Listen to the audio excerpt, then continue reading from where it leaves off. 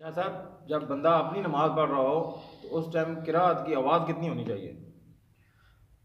یہ بڑا اچھا سوال پوچھا ہے آپ نے۔ ہمارے بعض بھائی دوست نماز پڑھتے ہیں تو ایسے لگتا ہے جیسے وہ بالکل جو ہے وہ مراقبے میں نماز پڑھ رہے، جیسے سجدہ رکوع کرتے ہیں، یعنی کہ ان کے ہونٹ متحرک ہوتے ہی نہیں ہیں، حرکت کرتے ہی نہیں ہیں۔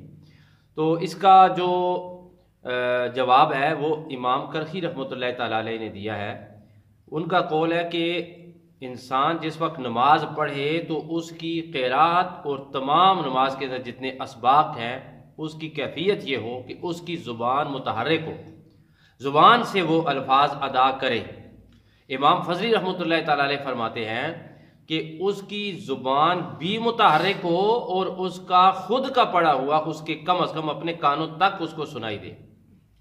اگر یہ دو کیفیات ہیں، اس کی زبان متحرک ہے اور اس کے ہونٹ ادا کر رہے ہیں اور ساتھ کیا کر رہے ہیں، اس کے الفاظ ادا ہو رہے ہیں اور وہ خود سن رہا ہے، تو پھر کیا ہوگا؟ اس کی نماز ہوگی۔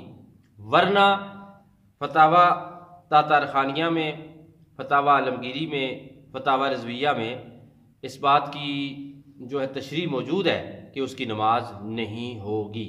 ایک بار پھر سن لیں کہ مراقبے میں نماز نہیں ہوتی۔ نماز پڑھتے ہوئے دو باتوں کا ضرور خیال رکھیں، دو باتوں کا ہونا واجب ہے۔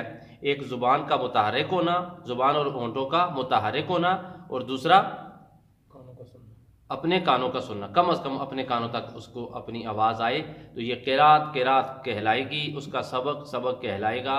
ورنہ اس کی نماز نہیں ہوگی اور واجب الاعادہ ہوگی، اس کی نماز اسے دوبارہ لوٹانے کا حکم ہے۔